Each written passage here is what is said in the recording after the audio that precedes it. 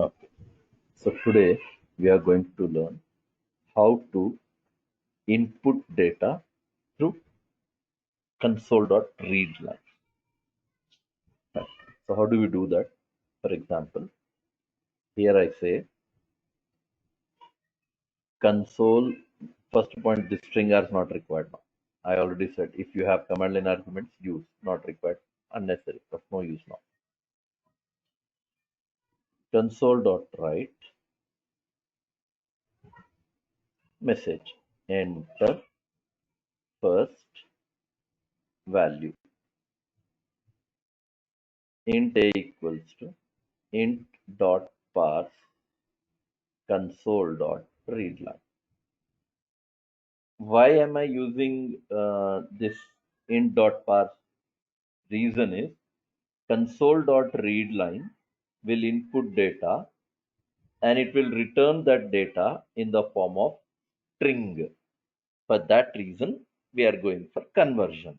Conversion of what? String to integer. And the value is stored in A. Exactly same way, I again say console.write enter second value semicolon. Int b equals to int dot parse console dot readline semicolon. Then I say integer c equals a into b console dot write line product is plus c. That's it. Now run the code so that you can see that it is going to input data at runtime and values are the result is produced.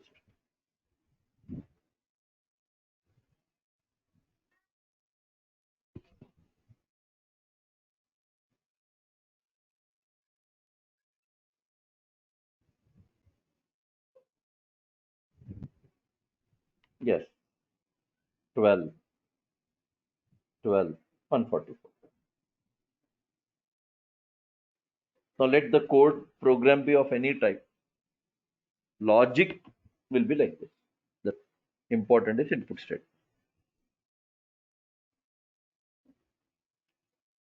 If they ask to go with like this continuously, it should. Okay, I'll show you another example. In that example, I'll introduce. I'll show you another technique.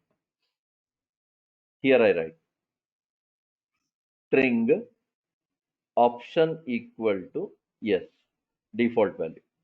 I set here while option is equal to yes or option is equal to yes. Block open. Here, close the block. Now I say console.write enter option. Yes to continue. No to stop.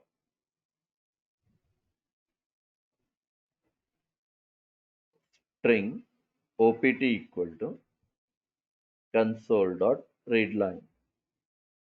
Sorry, only option. Option equal to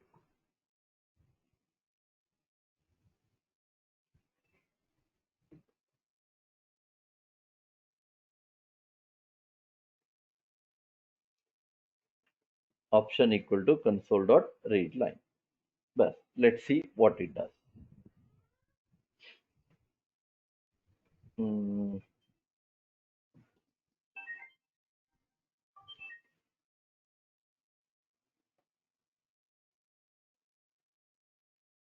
no to stop. Okay, fine.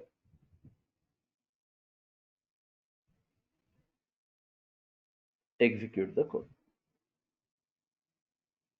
Now see the working.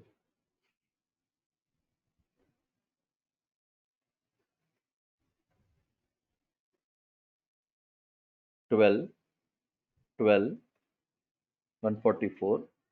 Yes, I want to continue. Again, 13, 15. Yes, I want to continue. 10, 10. Yes, capital letters. Yes, 12, 8. Whenever you want to come out, say no. But it will come out of. What did you do here? First, initial value you took for option as yes, and you're comparing. If yes, small letter or capital, anyways we are comparing. But initially yes, no. So true, this will satisfy. And I use or here. So any one is required. So first one is satisfying. Then it will input. It will accept here. Option equal to you don't need any parsing and all here because string to string direct process will happen. So at runtime, whatever I input, that value will be compared here. So only for understanding, I gave no. Actually, anything is fine there. Anything you give other than yes, anything you enter, it will come out. Other than yes, anything I input, it will come out of that while loop. That is the working process of while. Okay. Now, same program. I'll write here. Just replace this code. I write console dot write enter n value integer n equal to int dot parse console dot readline. Input the number. Then we write a logic. While I less than or equal to n, integer I, better I write for loop. For I equals to 1, I less than or equals to n, I plus plus. So this loop is going to work for n times. Now what I'm supposed to do, only if n is divisible by I, it should print the result. Only if it is divisible by I. So I write if condition n mod I equal to 0. Then I write console.writeLine I concatenate into plus n concatenate equal to, sorry, here I should write n by I. Yes. You know what this program does? This program returns factors of a given number. Execute.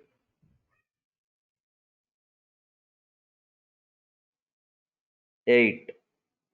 1 into 8, 2 into 4, 4 into 2, 8 into 1. Yes, I want to continue. Then I'll give 144.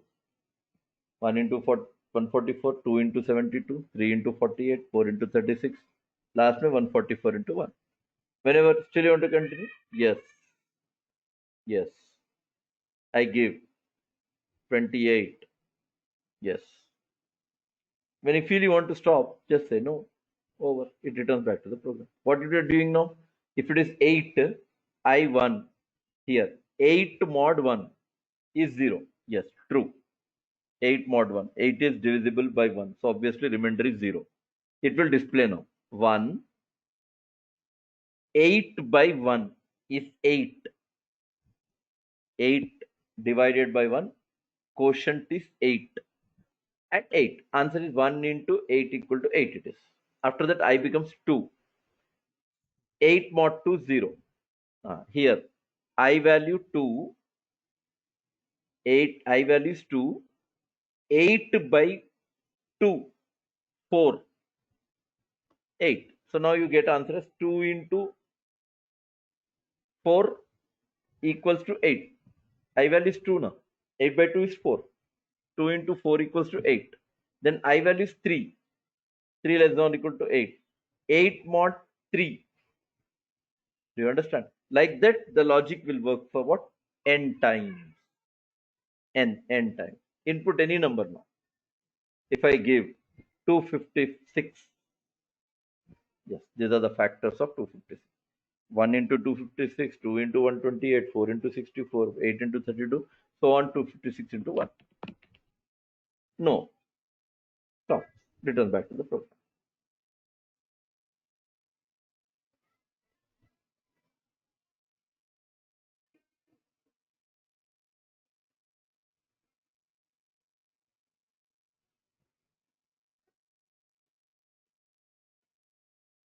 Now, before I go further, now any type of logical program, this is what you're supposed to write the code.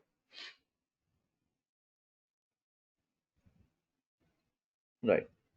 Now we'll go with a topic called arrays.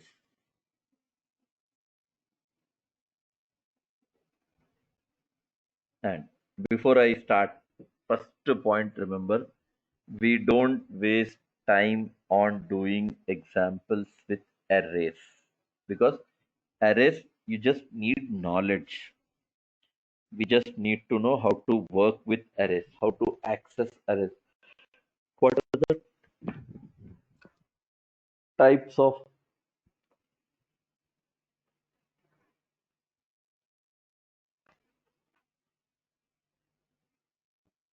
are the types of arrays C# support? Only that knowledge you should have, but we don't waste time on doing examples, because more than arrays, more than arrays in real time, when we develop projects in C#, we prefer to work on collections, which is advanced of arrays. So we will do more examples, we'll spend more time on collections rather than wasting time on what? Arrays. So when I start arrays, we'll just see some technical points of arrays, and we'll see implementations on arrays, and rest all will be for your assignment. You take down those assignment and you can find solutions to those programs. That's what we plan to deal with, things related to arrays. First, first, when you say array, when you say array, you define array as uh, technique of storing more than one value into a single variable with similar type data. That is how you call array.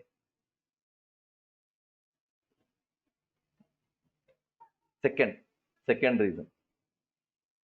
Second reason is, you can say same type, no? So better I use a term for similar type. Homogeneous type data stored in a single variable also refers to array. Anything is fine, whichever you feel convenient, that definition you follow.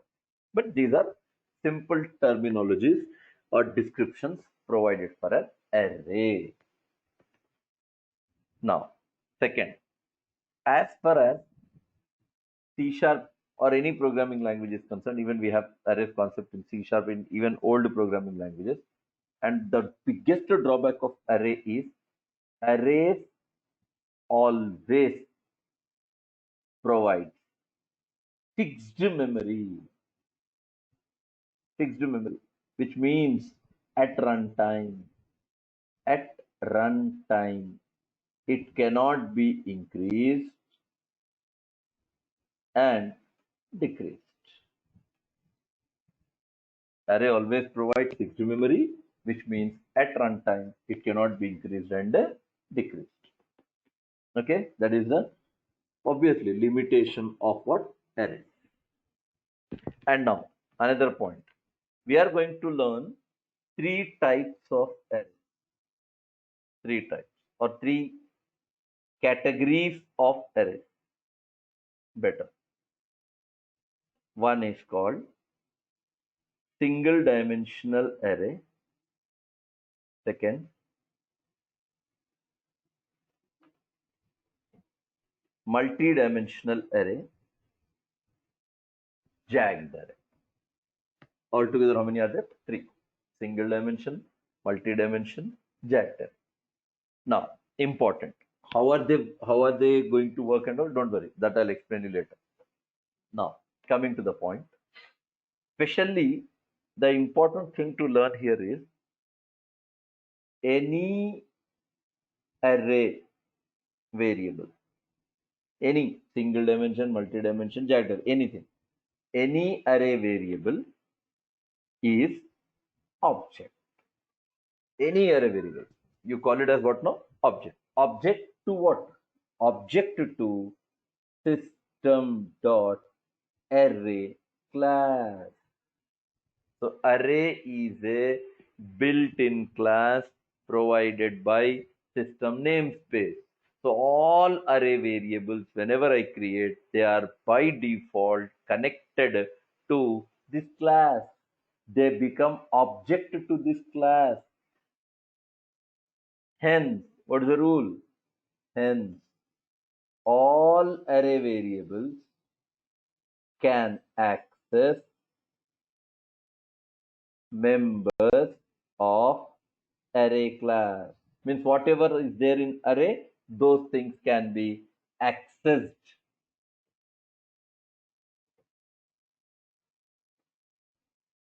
All array variables can access what I said, members. Members means whatever is there in the class, they are called members. Whatever might be there in the class, they are called members. Members of what? Array class. Who can access? All array variables.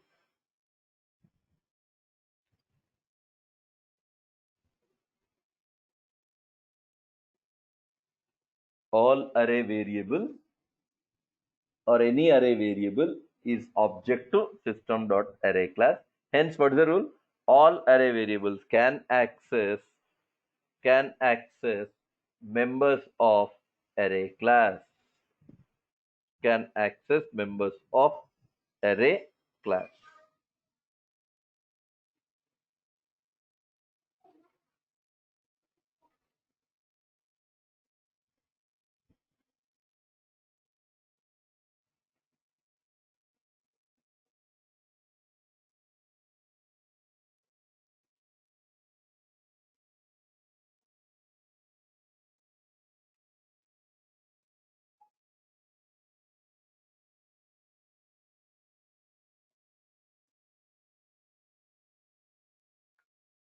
Okay.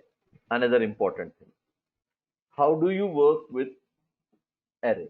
And what is the internal mechanism of array? How it works? So let's talk. First, single or one dimensional array. How you create? How you create? First,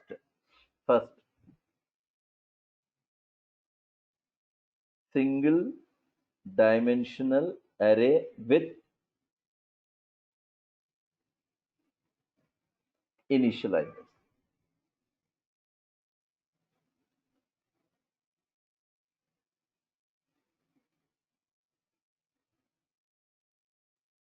Initializer.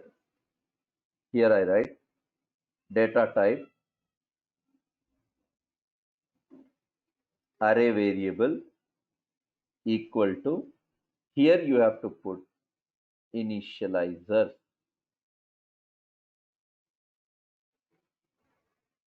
This is single dimensional array with initializer. Acha. How do you manage runtime? This is syntax 1 with initializer. So better I call syntax 1. How you work on dynamic memory? So I say data type array variable equal to new data type size. This is syntax 2. Now I'll explain everything. What is new, what it does, how it allocates memory, what internal happens. Those all things I'll cover now. Syntax 3.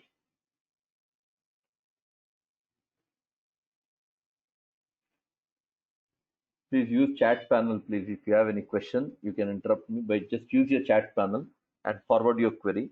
Even if you're comfortable, even if you're understanding, please leave some message through chat panel so that it would be a confirmation for me that you people are listening me and following me.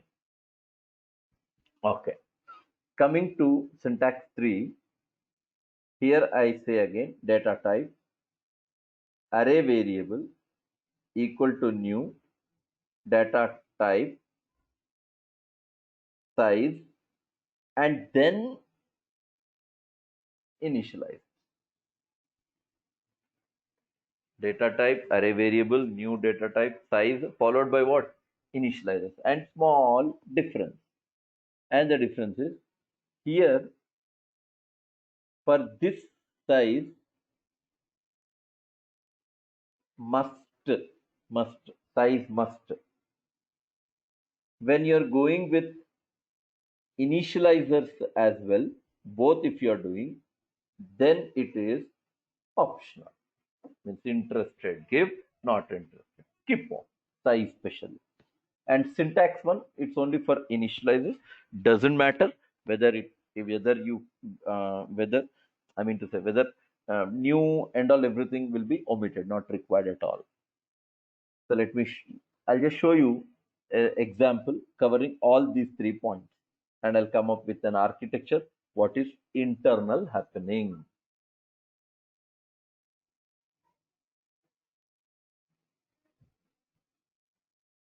Okay. Now, coming to the point, when it comes to implementation,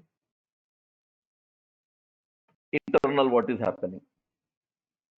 So I'll take one simple example and come up with the architecture here. What program you'll have, the way your program is designed.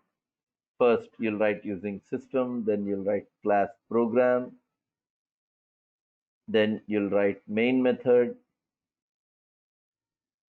void main, then you create integer arr equals to, put your values now, 19, 24, 10, 17, 12, 5 values, 5 values. And internal, lot of things will, now later I'll write the code. Now I'm not writing anything. Okay.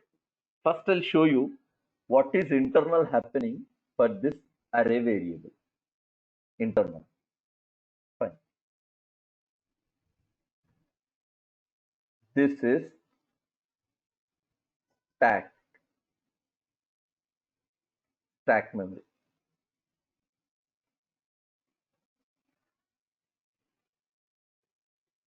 This is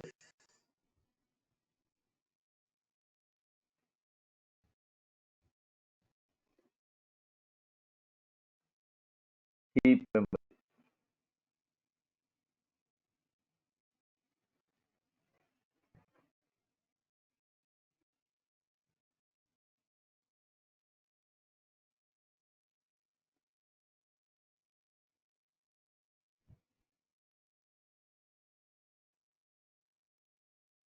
Stack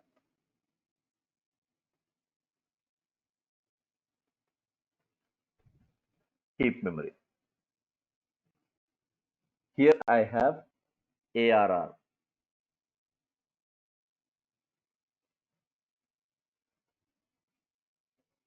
ARR, array variable. And this variable,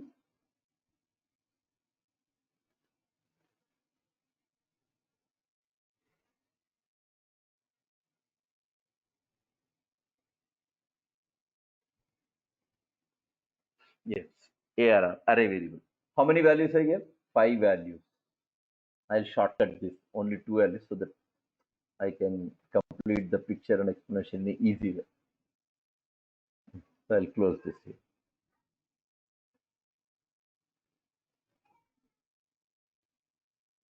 Okay.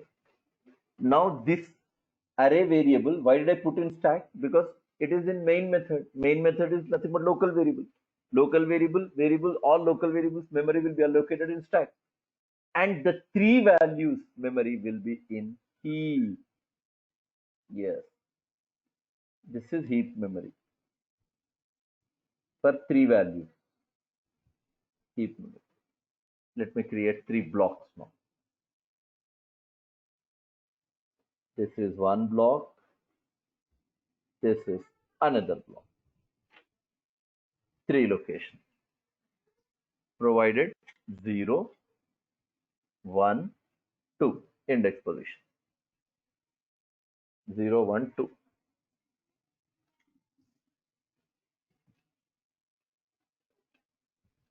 0, 1, 2.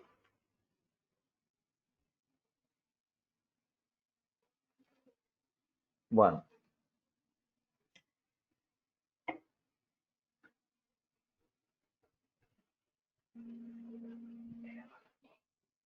then 2.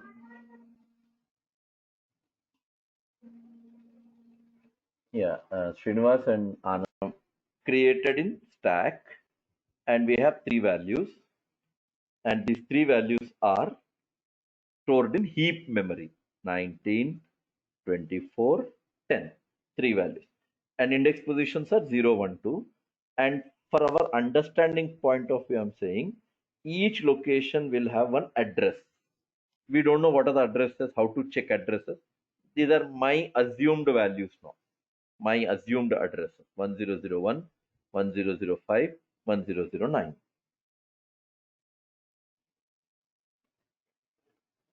19, one value; 24, another value; 10, another value. 1001, and this 1001 will be copied into ARR. Then 1005 and 1009.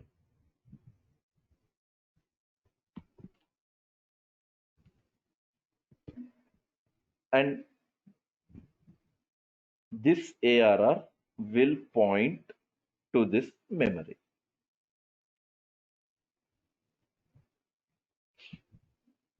Now, this is enough for us to understand that array variable is not containing value, not containing data. Rather, array variable contains reference. That is the reason you say array is of reference type. Array can store address, not value. And here, this is which array? Integer array. So I assumed this location is the 0th location, index 0 index. It is containing element 19, and this array is of integer type. So 0th location is allocated a memory of 4 bytes, 8 bytes, 12 bytes, 4 each 4 bytes, 4 bytes, 4 bytes. 4 bytes 0th location, 4 bytes first location, 4 bytes second location. Means total memory of these 3 locations is 12 bytes, each of 4 bytes. Each of 4 bytes, 4, 8, 12.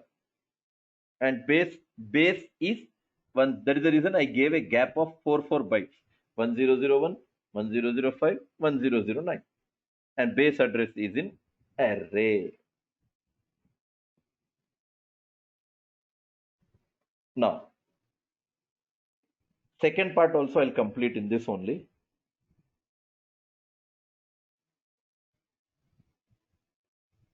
Programmer's control. It's all automatic, depending on variable, depending on value, depending on the type. It all does automatic adjustment. Your involvement is not needed at all. All it does automatic.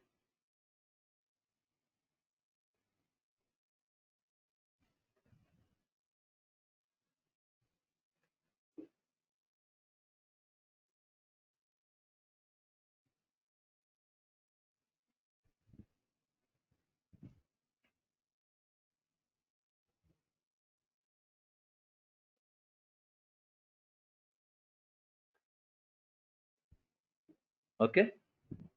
Now coming to the, and one more memory is still remain. We didn't study about it. That is static pool. Pool, global memory you call. We didn't study. Oops, may will come across with it. Okay. Second part also I'll cover. Second part. Now I say integer ARR1 equal to new integer of 5 locations, or I'll just manage with 2, 4 elements. Now what will happen? Internal, what it does now? Take one variable ARR1,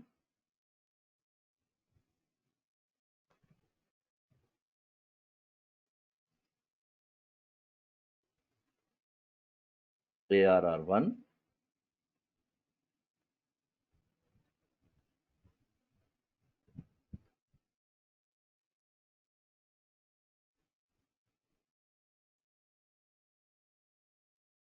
ARR1, and we'll have 4 locations memory.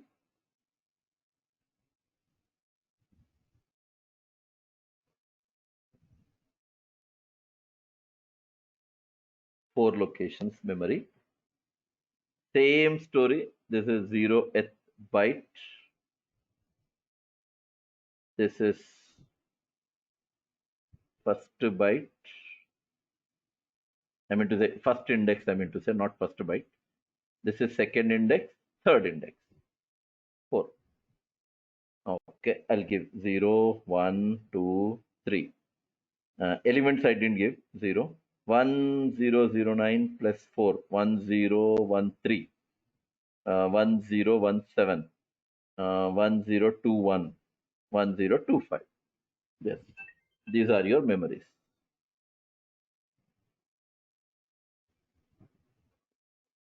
0, 1,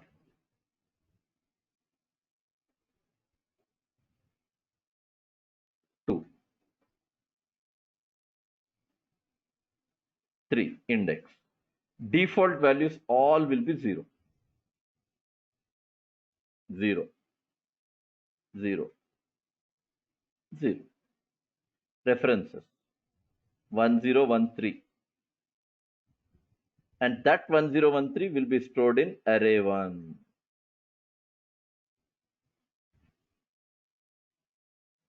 1017. 1021. 1025.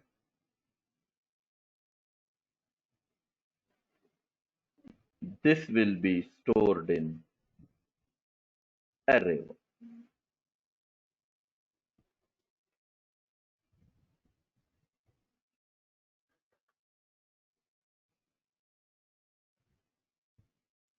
Now, how do you access?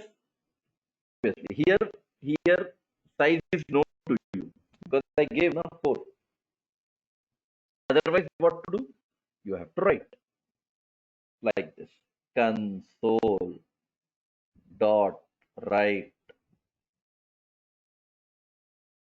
length plus ARR dot length. Answer is 3. Array dot length is 3. ARR dot length, 3 elements. How do you print?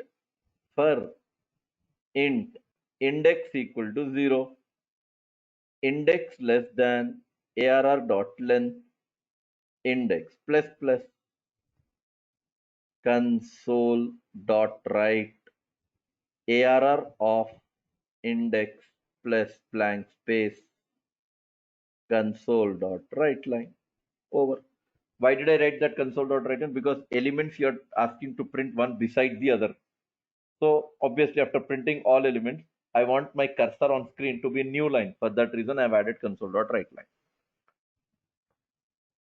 ARR of 0, ARR of 1, ARR of 2. If not like this, another technique. I can write for each one element you have to get into one variable, integer element in ARR. It means 3 values in ARR. 3 values are in ARR. From the 3 values, one value you should get into element. And now you have to write console dot write element plus blank space console dot write line.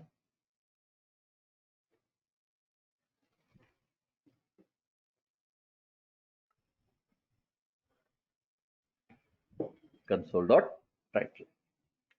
This is what makes a difference. What makes a difference? Above logic is accessing array through index position. And what is second logic? Same array we are accessing, same array. But what is the logic? You are accessing array element by element through for each loop, where we don't need to know index position, you don't need to know length of the array. For each will take care of everything. For each, it will start automatically from first element and it will go till end of the array.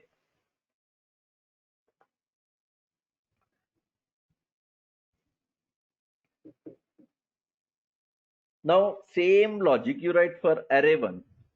Same logic. If I write array 1 here, array 1 dot length, if I write, what will happen? Same process. Array 1 dot length is 3. Sorry, 4. Array 1 dot length is 4. Array 1 dot index, it is going to print 4 zeros. Same replacement. Array 1 for each loop is going to work for 4 times.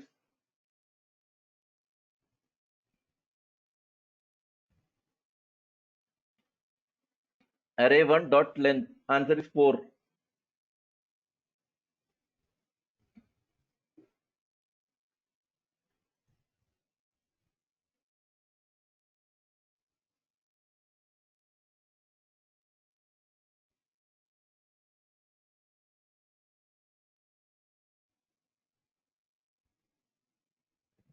Yes, this is how your code is going to work.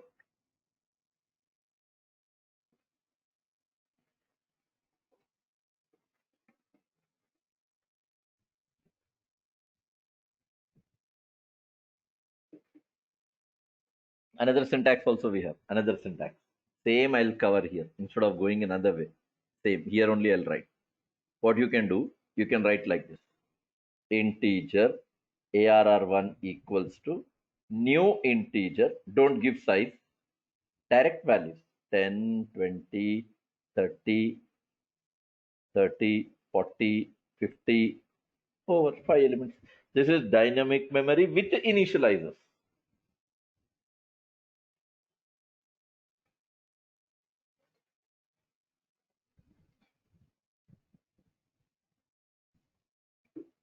Yeah, you have any questions that you want to ask me on this topic, you can. It's not over, only fundamentals I covered. 3 different approaches in creating arrays. The 2 single dimensional array.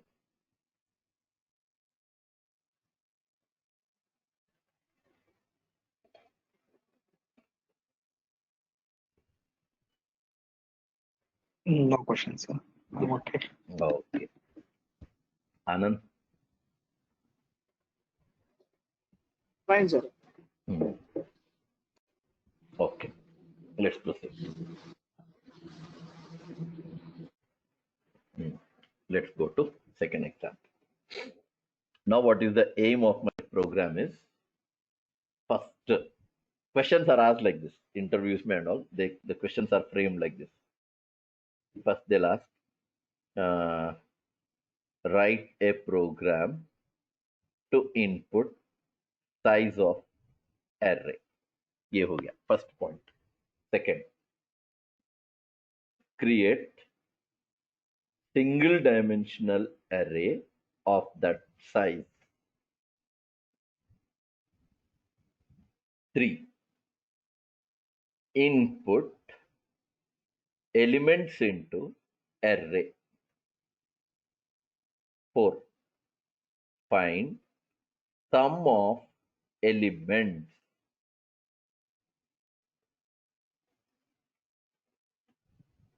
Display sum. But this is the question.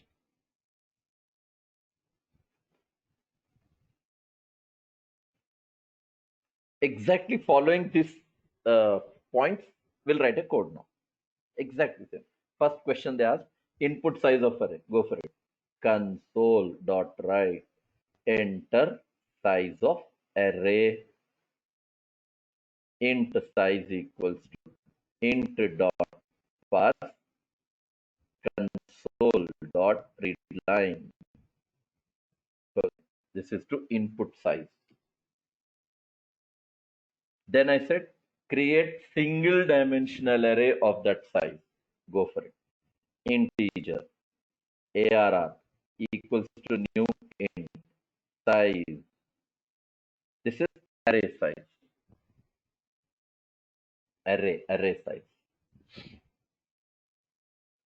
Then what to do? Create single dimensional array of that size, which I already created. Now the question is input element. I will have gap here so that you can understand. Second part of the question is over. Then they ask input elements into array. So now question. What the query is? Here I write console dot write line enter any plus size plus element semicolon. So you got a message. Enter any whatever the size you give. 5 elements, 9 elements, 10 elements, anything is fine. Then for loop. For integer index equal to 0, index less than arr dot length index plus plus. For loop. Input now. ARR of index is equals to int dot parse console dot readline. This is to input the elements into array. Ho gaya. Second part is over. Sorry, third part. Input elements into array. We are done. Now we are asking find sum of elements. Find sum of elements. Okay. To find sum of elements, again I write integer sum equal to 0 for each int element in ARR. For each loop I have written so that for each loop can bring one element from ARR and it will give that element into and it will store that element into a variable called ELE. Then you have to write sum plus equal to element over. This will find sum of elements console dot write line. Sum is plus sum. Bas, run the code.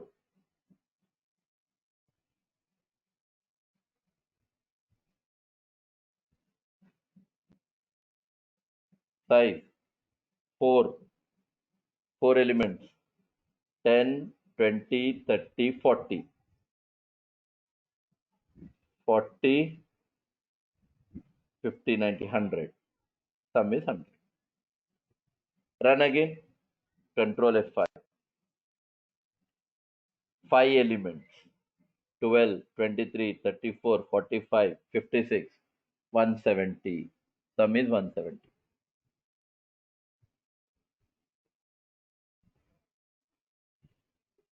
Do you understand? So you have to follow query. And according to that query, you have to find the process. You have to input the elements into array.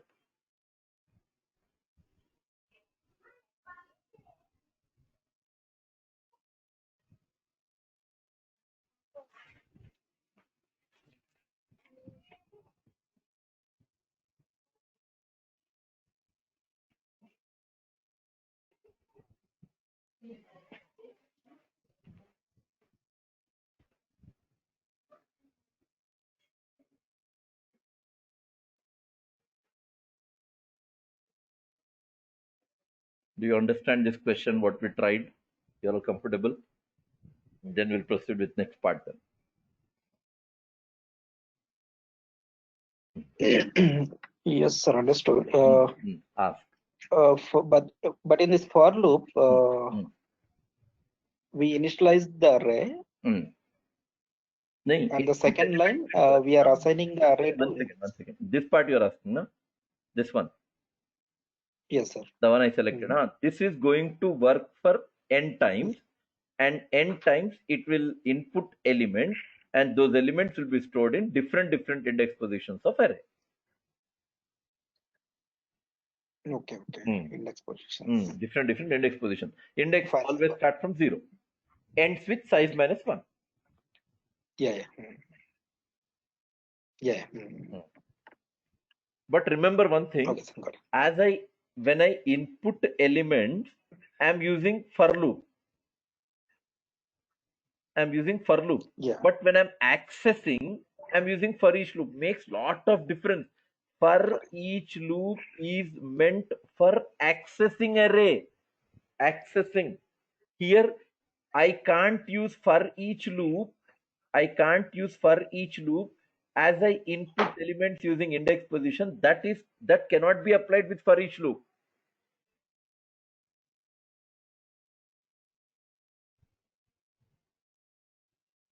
Yeah, okay, sir. Hmm.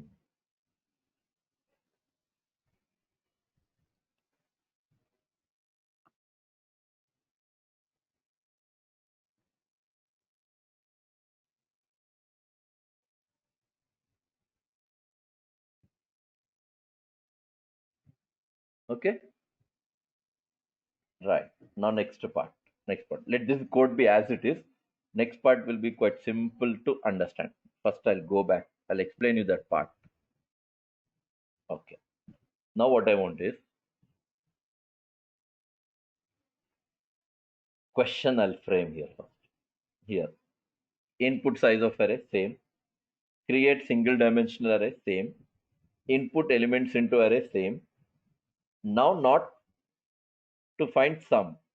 Here I say arrange the elements in ascending order using bubble sort technique. And last में display elements or sorted elements. ये question है. This is a query. Now, before I further go, first I want to highlight one point. Remember, you can arrange data in ascending as well as in descending order based on 9 sorting techniques. How many? 9. 9 sorting techniques. One among them is bubble sort. Now I'm going to explain you that. One technique, bubble sort.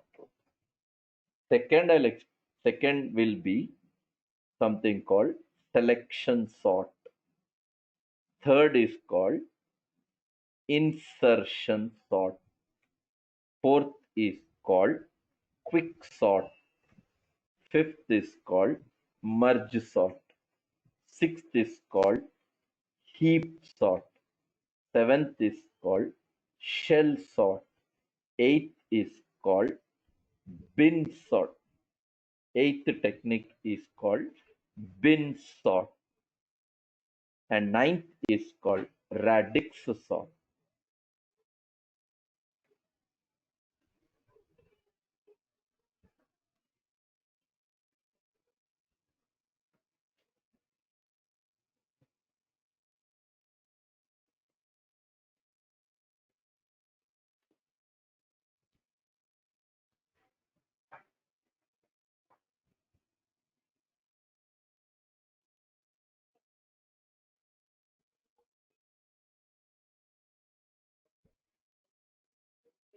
Nine techniques.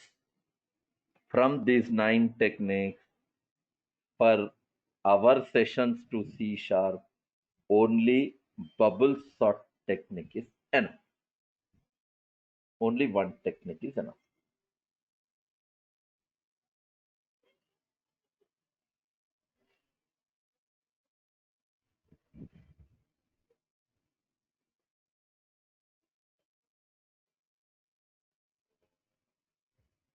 Okay? So only one technique. Throughout C sharp, only one logic is enough. That is bubble sort. So that one I'll explain. Then after completion of it, we'll wind up the session. Okay? The other 8 techniques we don't need. Right? But all 9 techniques, they have very excellent working process. They have their own formulas to even justify the performance of each bubble sort technique. Sorry, each sorting technique. Bubble sort has got its own advantage and drawback. The selection sort has got its own advantage and drawback. Like that, every sorting technique somewhere or the other has some advantages and what drawbacks.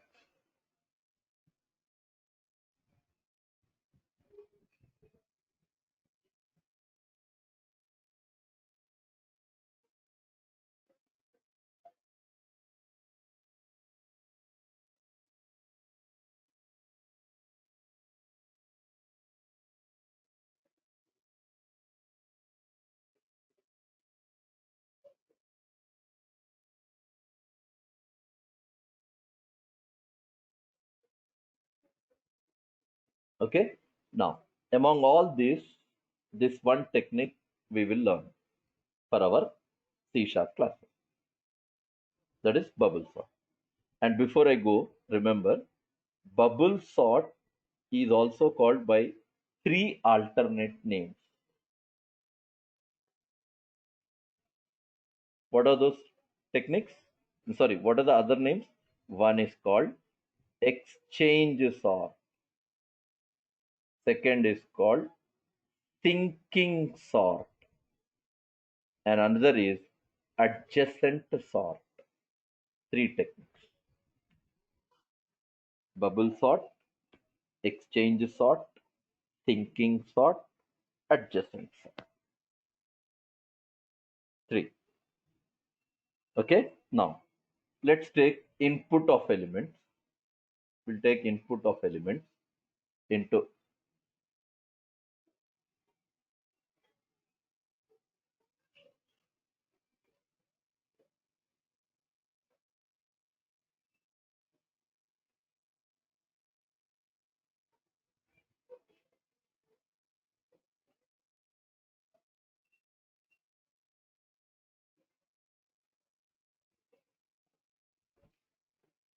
exchange sort, thinking sort, adjacent. Now we'll take example and we'll arrange the data.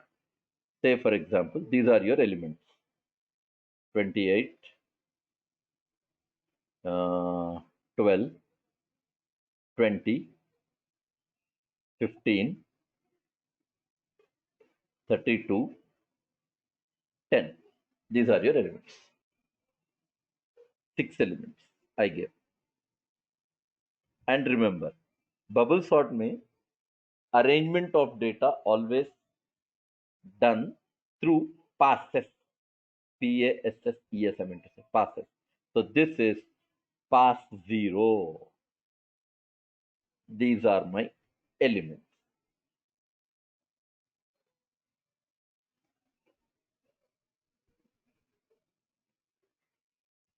These are my elements. Now pass 0 may it will start comparing. 28 greater than 12. True. If true, it will interchange elements.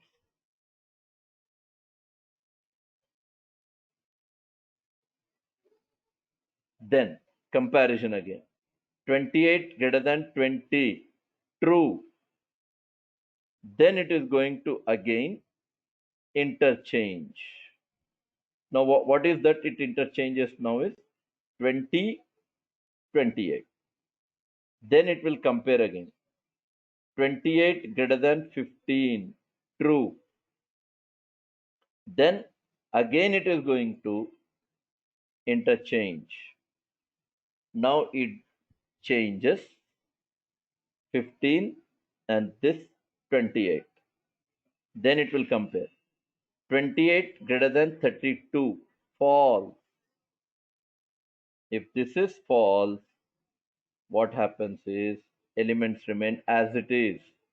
Then 32 greater than 10 is true.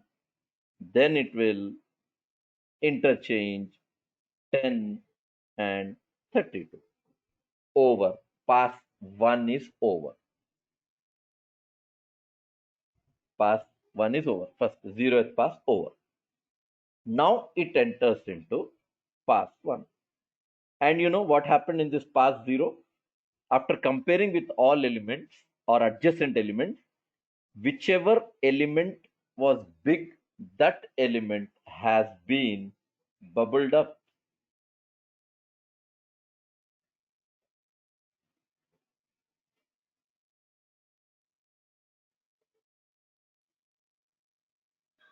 That element is bubbled up, biggest element. So once that element is bubbled up, now next pass may you have to discard that element from comparison. I'll explain you. What do you mean by that? Take these elements now for input. Second pass starts again. 12 greater than 20. False. Same elements. 20 greater than 15. True. Because it is true, now what happens is in place of 20, 15 will come, and in place of 15, 20 will come. Again, it will compare. 20 greater than 28, false. Then you'll have same element. Then it will compare again. 28 greater than 10, true. Then you'll have interchanging 10 and 28. And now don't compare last two elements, 28 and 32. For sure, condition is false only. That is what I mean. Discard one element from comparison. Yes, you have already removed. You're not comparing 32 again with 28. You're not comparing.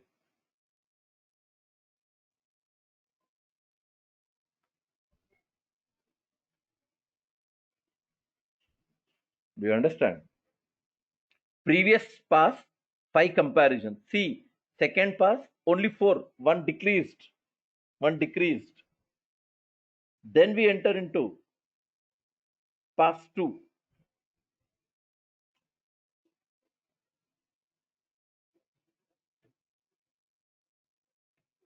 Now you'll compare. 12 greater than 15, false. 15 greater than 20, false.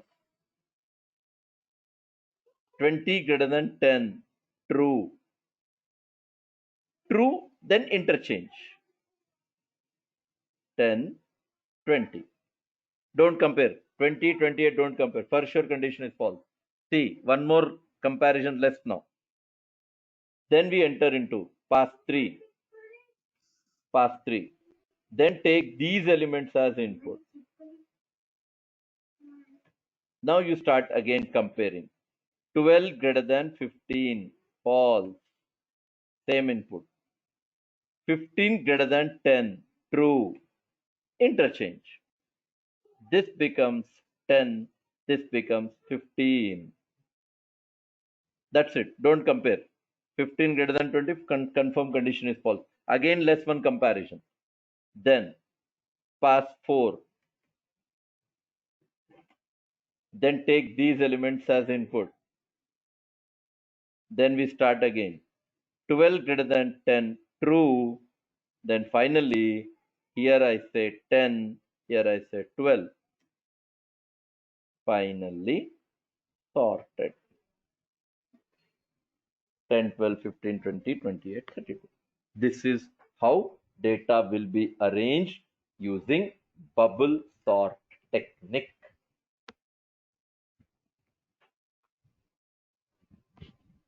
Now, can you say me, use chat panel please. Can you say me how many passes we have come across now to sort these 6 elements? How many passes? Use chat panel and reply in this bubble sort technique.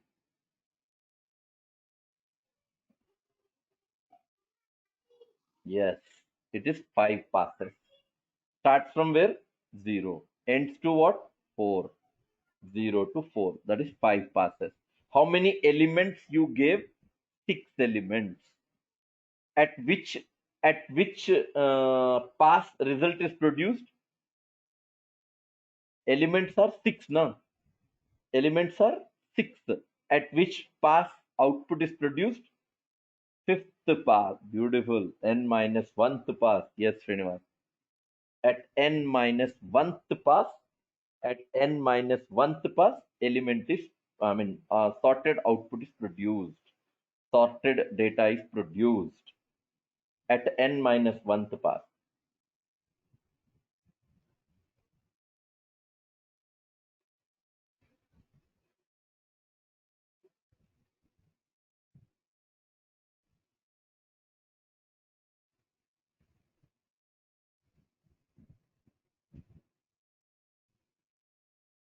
Do you understand the logic, everyone? Coding part tomorrow I'll cover.